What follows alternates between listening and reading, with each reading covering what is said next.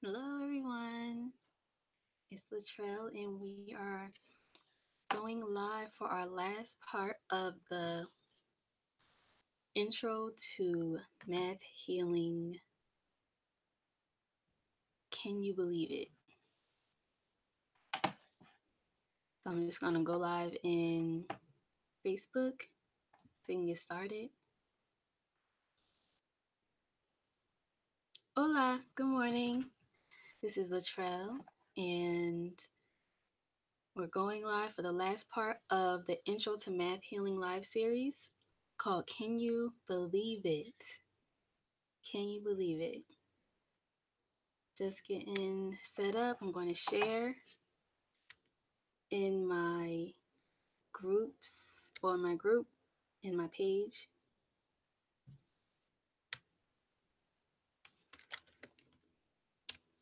And please take the opportunity to share as well. I really appreciate it.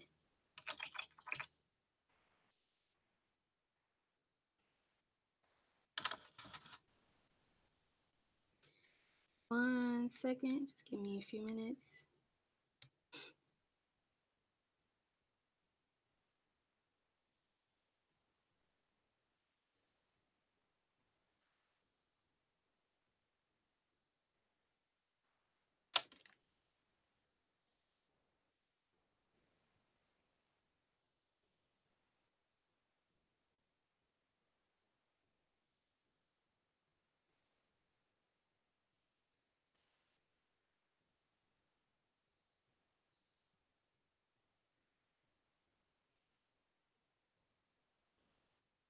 Okay, we're ready. So we're talking about belief. Can you believe it? Hey, Miss Rebecca Barnes, how are you? Thank you for joining. And we've been talking about um, the brain learning. What's up, Martin? Um, how the brain works when you're learning, how the brain works when you're making mistakes, and how you should push through because the brain actually kind of thrives off of mistakes. So it needs mistakes and struggle in order for you to create new synapses and for electricity to pass over the neurons in your brain so that you can begin to understand and get to that aha moment like, oh, I get it now. It makes sense. So that's what we've been talking about. If you have missed the first 2 days, I encourage you to go back and watch the replays of those videos because they're very informative. I did a lot of research, and I think that you would definitely benefit from it as a student yourself, as a person, just living life, knowing that the struggles you go through um, are going to equip you for uh, later on in life. And for your students, for your children, to help them to, hey, Uncle Henry, help them by giving them the inspiration and the information that is, really happening and helping them to get through their math struggles and their struggles in life as well. How they can apply what's going on and what they can use in math from their brain to the rest of their life. So that's what we've been dealing with. That's what we've been working with lately in the past 2 days.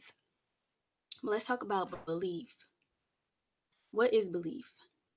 Belief is an acceptance that a statement is true or that something exists. That's one definition. This is from Google. A Google belief, and I got these definitions. Another definition is trust, faith, or confidence in something or someone. Another definition for belief is the state of mind in which a person thinks something to be the case, with or without there being empirical evidence to prove that something is the case with factual certainty. So that's a little bit more in depth, but it's basically saying the belief in something without actual specific evidence that that is actually the case that of what you believe in. So you can believe that someone loves you because of what of the actions that they show towards you, but there's not always specific evidence, or the evidence that you see is what you is evidence for you, but that person on their side, in their head, they could not specifically love you the way you think that they do.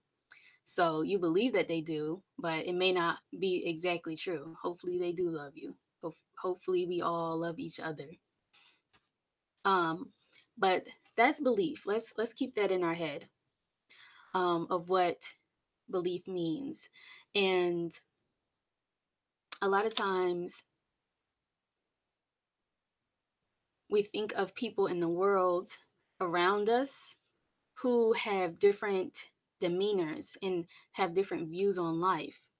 And there are some people who just go, go, go. Like they don't quit.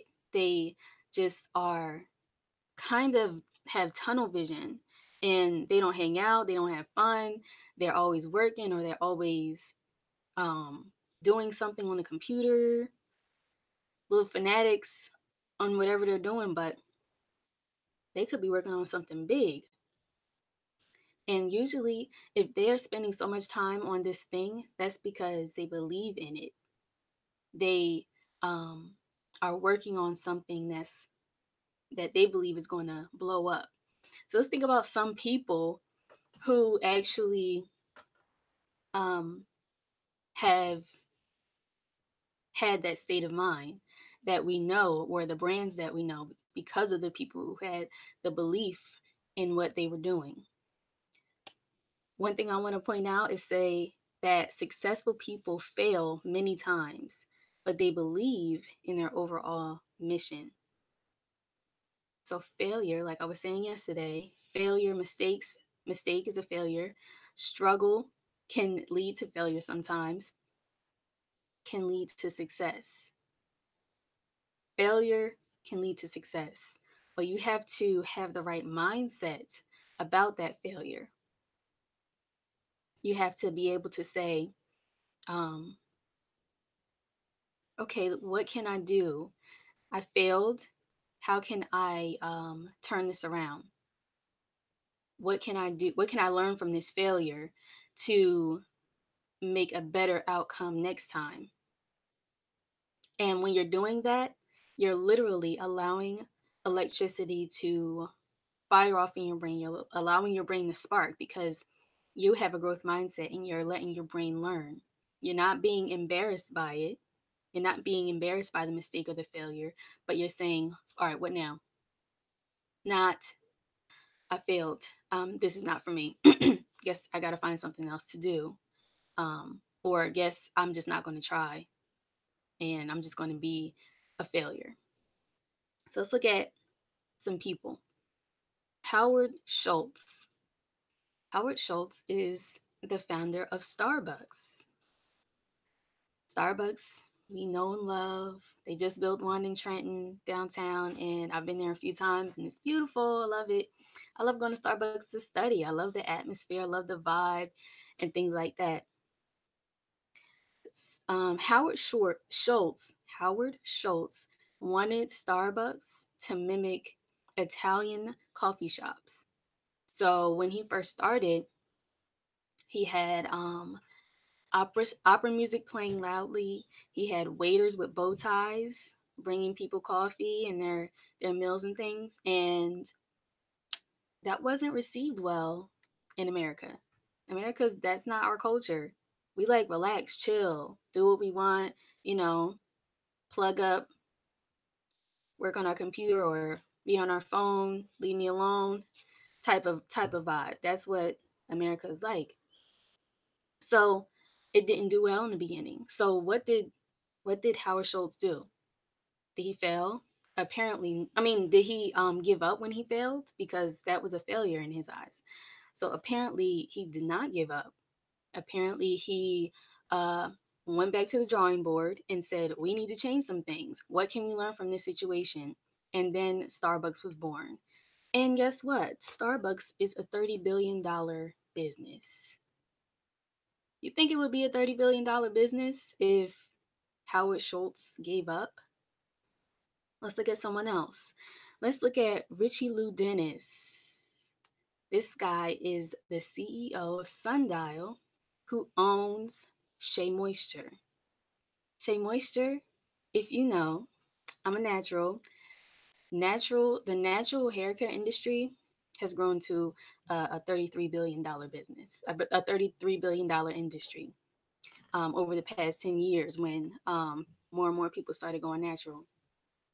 Going natural means that it's for African American women who decided to stop perming their hair and to let it grow out naturally, which isn't a curly state like my hair is. So maybe a year or two ago, I think close to a year ago, Shea Moisture put out an ad that catered to a more white demographic, people who are not African American. Those who are African American, the women who buy Shea Moisture products, were offended because they felt like Shea Moisture was moving away from the customers who were loyal to them and towards another group who is kind of catered to by all um, hair care lines. So what did Shea Moisture do? What did Richie Lou Dennis do? They put a post on their Facebook page saying, "We apologize." They apologized publicly on different platforms. Did they shut the business down? Did they shut the business down? Did they stop making products? No, they did not. I go to Target and I see 10 more products from Shea Moisture on the shelf. I get emails from Shea Moisture all the time. Now, it's obviously the customer's decision if they're going to continue to shop from Shea Moisture, but they're not backing down. They're not um, quitting because they made a mistake, because they offended their customers. They owned what they did. They learned from the lesson. They went back to the drawing board and they made sure they're including the customers who've been with them. And guess what? They're a $700 million business, still growing. People make mistakes. We have to own it, we have to learn from it, and we have to move forward. That's how we can um, approach our math education. Here's another one. Jeff Bezos. Who's that? Jeff Bezos is the owner of Amazon. Who doesn't shop from Amazon? I shop from Amazon all the time. Who hasn't heard of Amazon? That's crazy. That's a crazy question. Amazon started out in Jeff Bezos' garage selling books. He was selling books from his garage, and the the business was actually named Cadabra in the beginning. It wasn't named Amazon. But guess what? He was talking about his business to somebody, and they mispronounced the name. So he said, "My business is Cadabra," and the person he was talking to, who was an investor, I think, um, they pronounced it wrong. So he's like, if this person pronounced Cadabra wrong, then guess how many other people are going to pronounce it wrong? I got to change the name. So he changed the name to Amazon. Here's another thing. Jeff Bezos presented his business to 20 something investors and got turned down 20 something times. That's a lot of times to fail. That's a lot of times to fail and keep going. That's a lot of times to pick yourself back up. But guess what happened? You don't even have to guess. You already know. Um, Amazon is it's one of the leading businesses in the world. Its net worth hit $1 trillion this year. $1 trillion. That's right under Apple. And Apple was the first to hit $1 trillion as net worth. If Jeff Bezos quit after maybe two, maybe he would quit one time. Maybe he would try again after the second investor said no. If he didn't try again after the second investor said no and said, "Oh, I'll just go back and get a regular job because this is hard. Nobody likes my idea." He wouldn't be at the level that he is right now, and Amazon wouldn't have such an impact on the world as it does right now. That's why persistence and belief is really important, because each one of these business people believed in their mission, believed in their goal, they believed in their business, believed in themselves, they believed in what they were capable of. They were capable of producing a helpful product or a helpful service that other people would enjoy. They were capable of solving a need. That's what we want to remember. We want to be successful, and these are the things that successful people possess. These are some of the qualities. Successful people feel comfortable being wrong. That's one thing. Second thing is successful people try seemingly wild ideas. What if I do the problem this way? What if I do the problem these three ways? What's going to happen? Am I going to get the same answer? And if I do the problem, if I don't get the same answer, why doesn't these, I'm trying to put my finger in the camera, why don't these two ways work, but this way does work? Number three, successful people are open to different experiences. Hey, Brianna.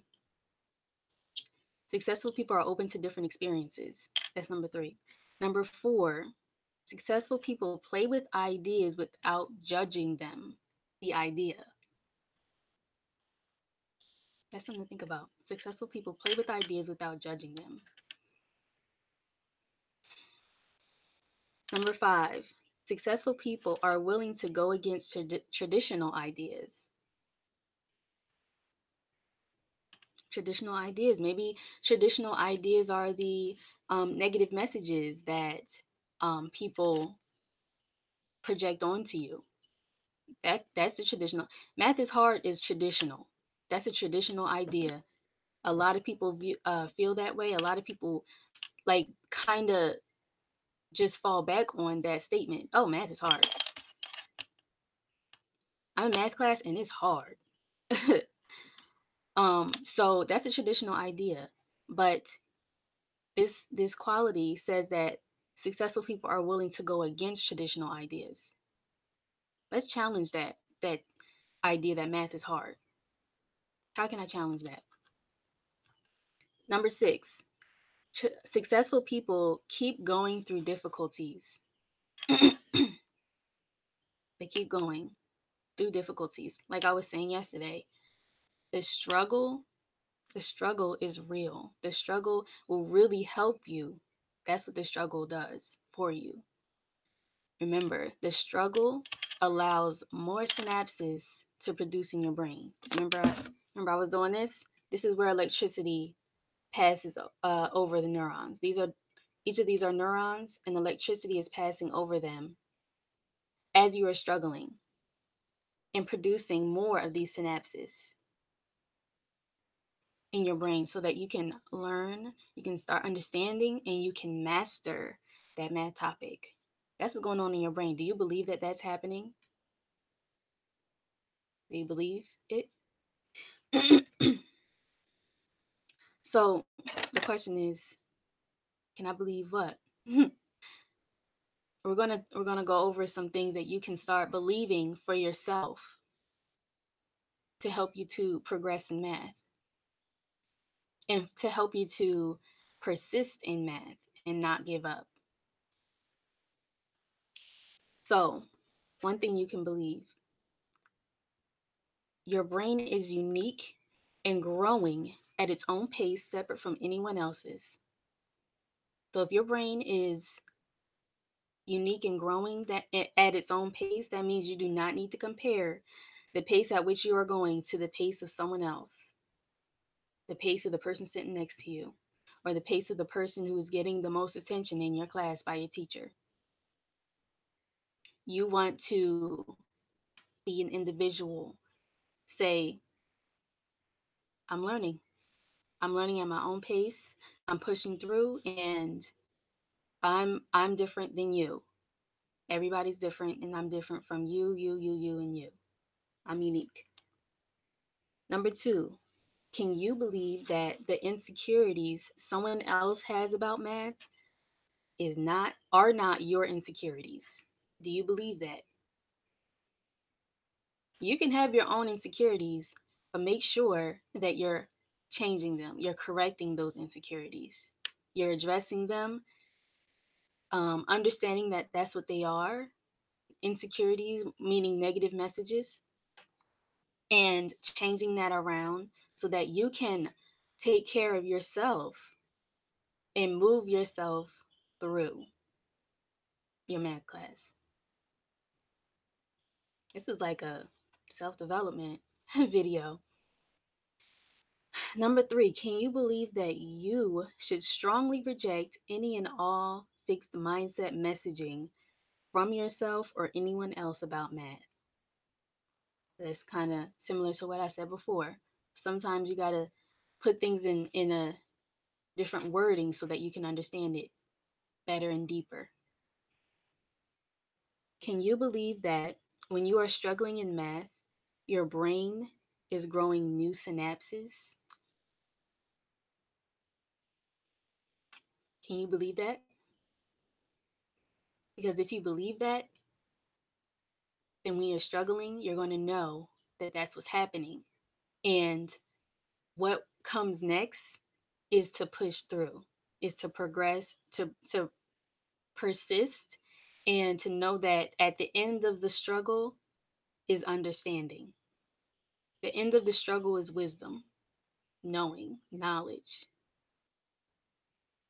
Can you believe that the new ideas we hold about ourselves change the workings of our brain in our favor, whether for good or for bad?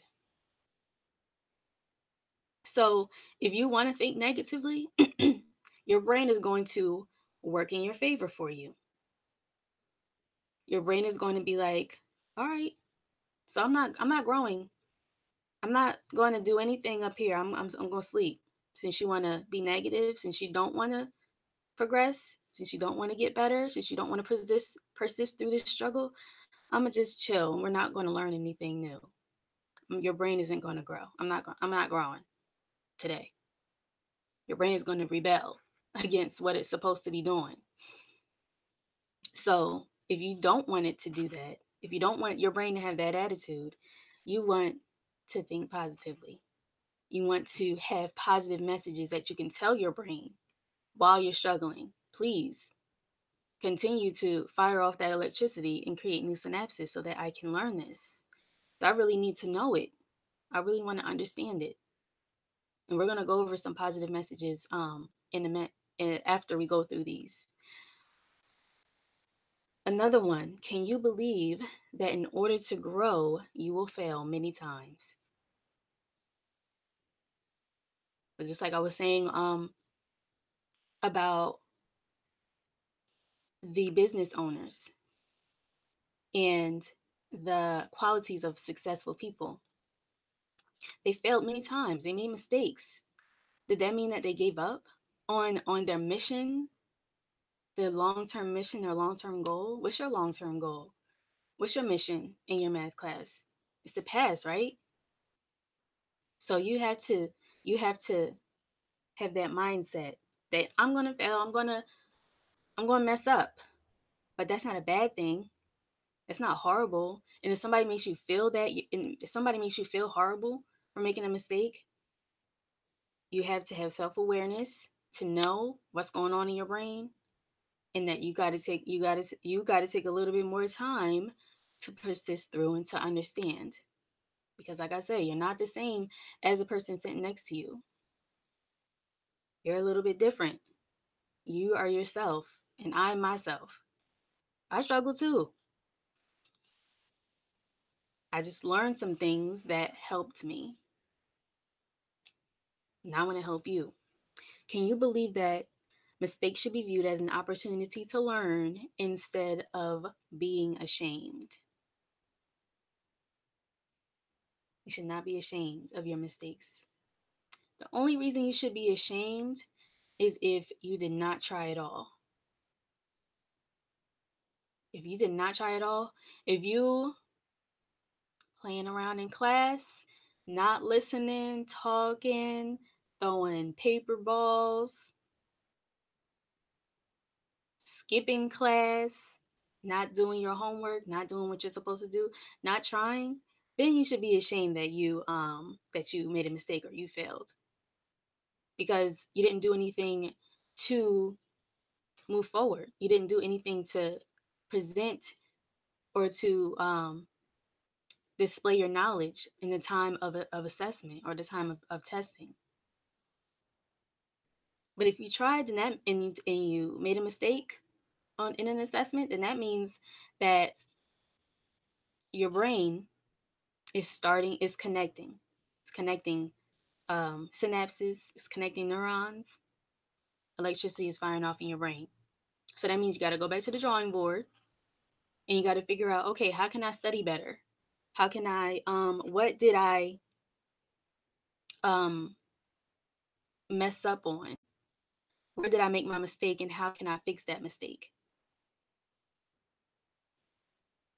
And I'm going to be providing, that's a segue into something I was going to talk about later, but I'm going to be providing study tips for your learning style. That's something else I want to get into.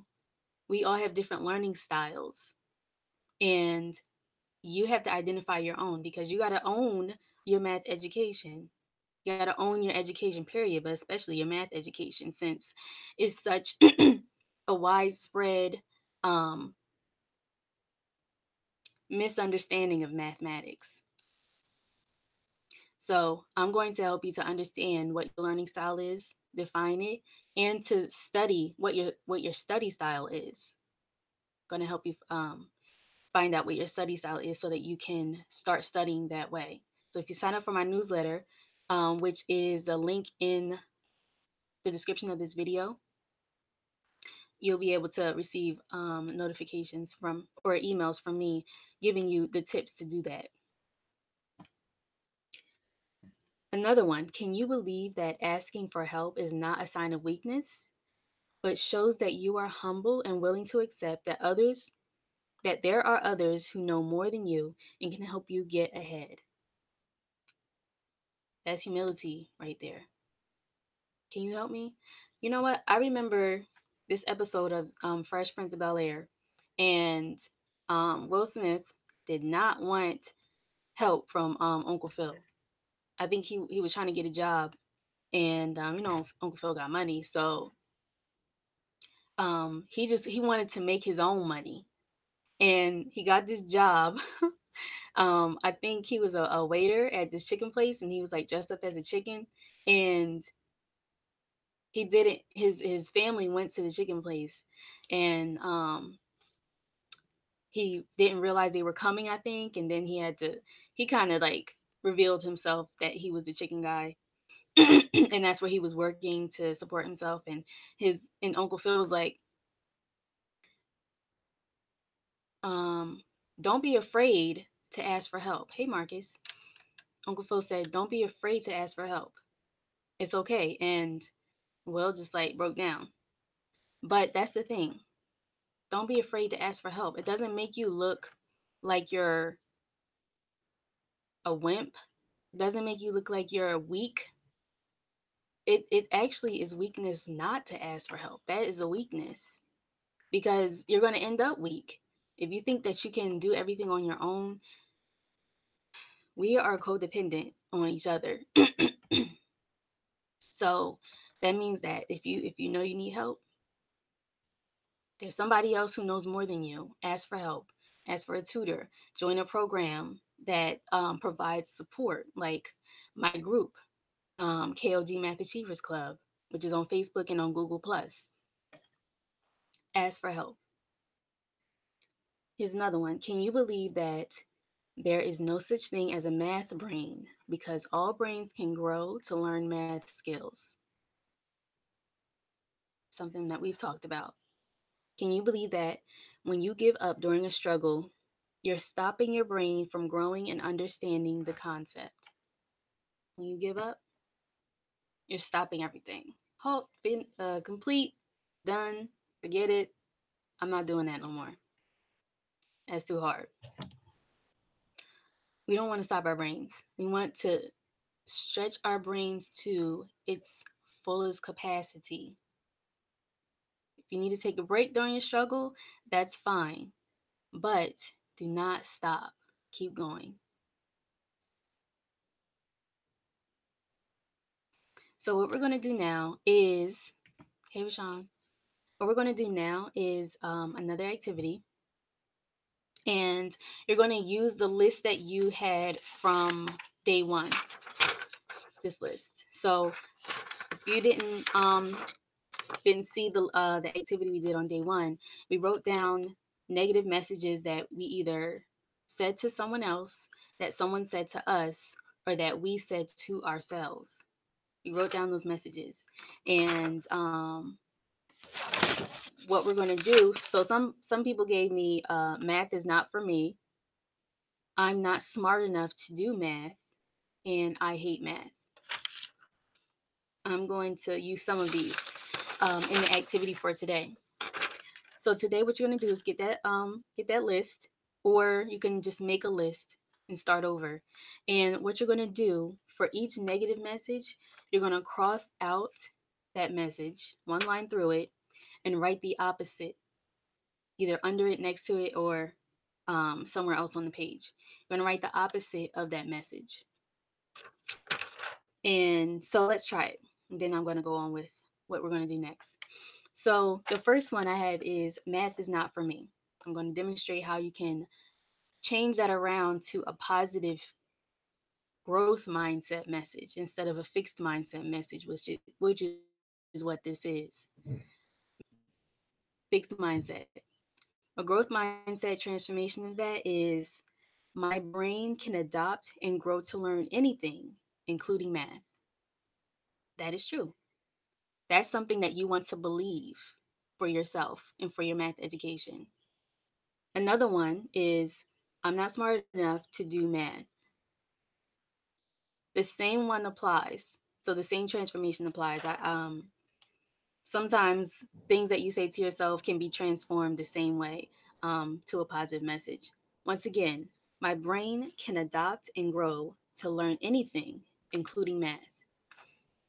This is beyond belief is everything. This is beyond believing yourself. Saying believe in yourself, yeah, that believe in yourself. But why? Why should you believe in yourself?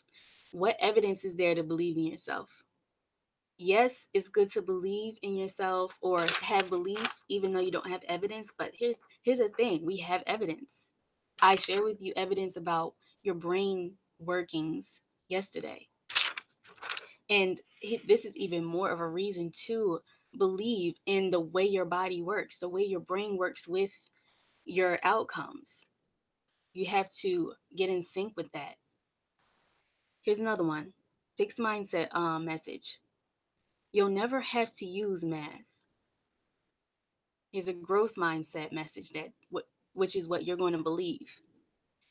Math is useful for everyday tasks like budgeting, cooking, shopping, and problem solving. That's what you're going to believe. Here's another one.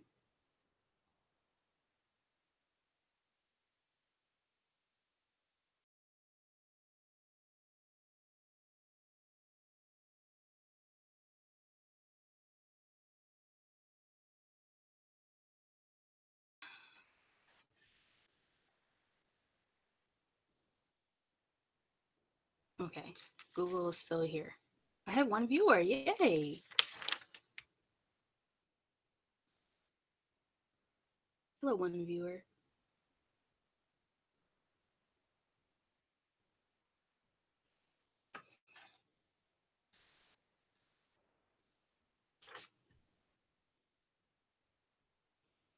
Facebook always got issues. So I'm going to continue on. Actually, I'm going to just end this because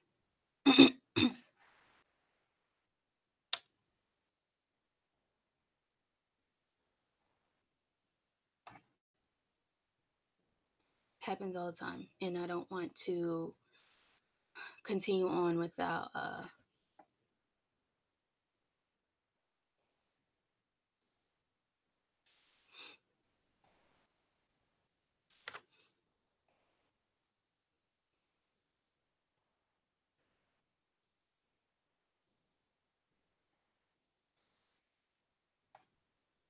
so just give me 1 second, and I'll go live again because happens. It happens.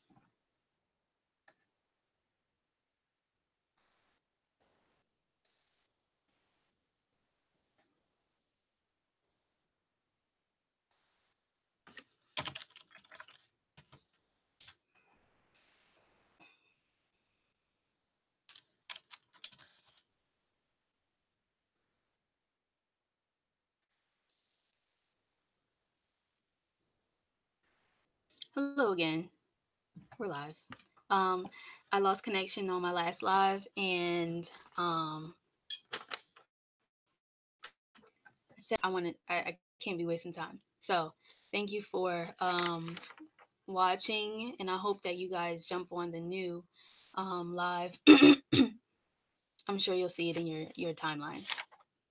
So I was talking about negative messages that. Well, I was talking about the list that we made on Friday for day one of this series, and we listed negative messages that we either said, heard someone say to us, or um, we said to ourselves. We made a list of those things. Now the activity is to cross out those negative messages and write a positive message that is the opposite of it, which is going to be a growth mindset message. And the negative messages are fixed mindsets. So we're on the fourth one, which says, the fixed mindset message says, that career requires too much math. Now, first of all, what's too much?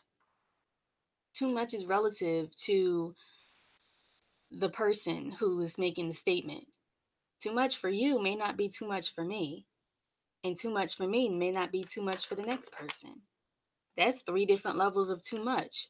So, what you talking about? We want to change that mindset around to a growth mindset and not believe that fixed mindset.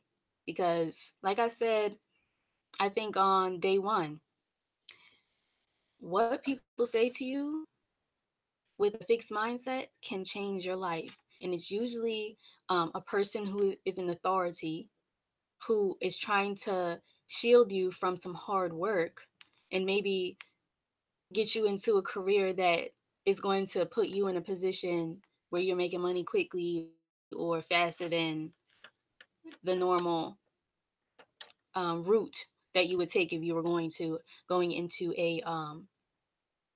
uh, a career that requires too much math. How about that? So one thing, what you can say to negate this or to dissolve this fixed mindset message is, I am passionate about this career, and I am prepared to push through the struggle with the help of others so that my brain grow and adapt, and I can complete my degree, or I can complete the training to go into this career that I want to do. Try that. Say that. Say that. Say that to yourself. Say that to yourself after the person is going.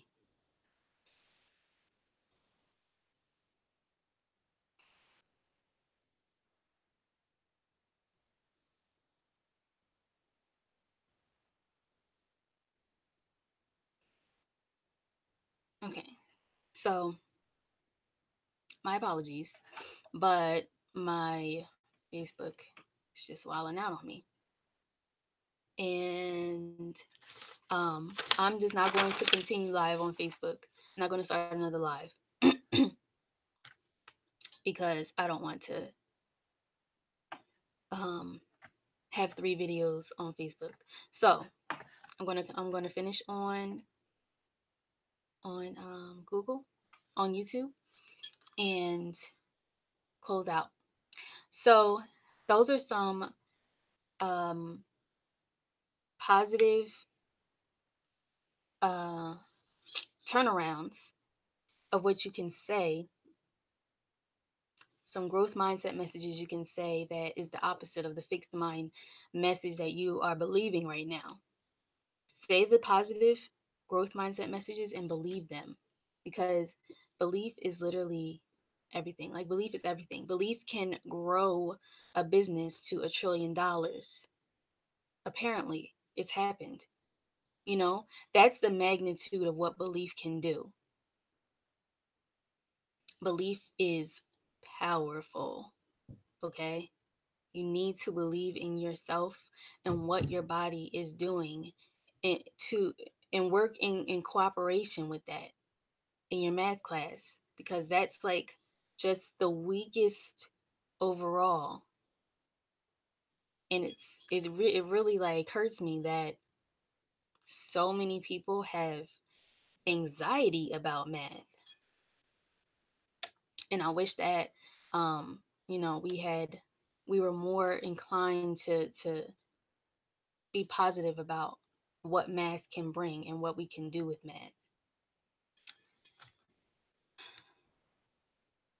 So, you know what?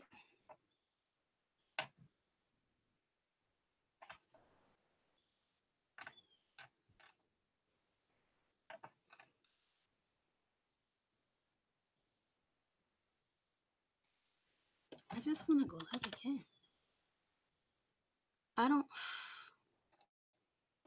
like teeter tottering whether I should go live again because it cut me off.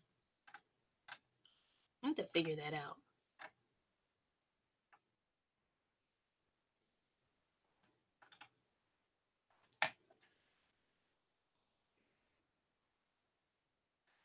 So, what I'm going to say is you can review these positive growth mindset messages during homework, before class, maybe. Look at these things that you wrote down, put them on index cards, and just go through them like you're studying, while you're studying, maybe.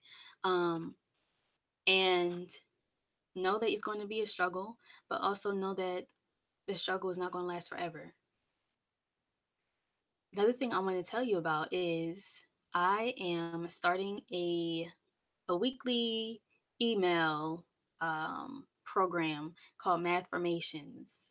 Um, and I just want to inspire you, to give you an idea of things that you can say to yourself throughout the week and throughout the day. Make a collection of it and help you to start transforming your negative fixed mindset to a positive one, if that's what your position is. So they're called Math Formations. And what I'm going to do is start sending them to you every week. And you can start collecting them. I'm going to be posting them also. And thinking about making like a kind of a deck of cards with Math Formations. So I want you to sign up for that. The link for that will be in an email that I can send out to you, and you can get it started. That's about all that I wanted to talk about today. Today was kind of shorter than the other 2 days, but it was kind of a wrap up of what we had been talking about, and this has been this has been great for me. I know it's been great for you, and I hope that you can benefit from it so that you can start to be more comfortable with mistakes, with struggle, with challenges in your math class, because that's a lot of what it is. And I think that you'll you applying the information and knowledge that you learned today is going to be very helpful. Today and over the past 3 days, it's going to be very helpful. So please keep in touch, stay in contact, sign up for the math formations, and join my group on Google Plus and on Facebook, the KOG Math Achievers Club. And what else do I have for you? I'm working on an online program for math students. And I think that you're going to really enjoy it because it's going to be more of these, more motivational, informational videos and live sessions that you can participate in, that is going to help you along through your journey, through your semester, um, while you're taking math class, because nobody's doing this. Who is actually providing you with motivation to get you through your math class? So you're going to love it, and I'm going to be updating you and sending you information about it um, over over time. Thinking about January is when I'm going to get started with the program. So I would love to keep you informed so that you can be a part of it. So if you have any questions, if you want to share any comments or ideas with me, you can send me an email, and or you can message me, and talk to you later. Have a good day.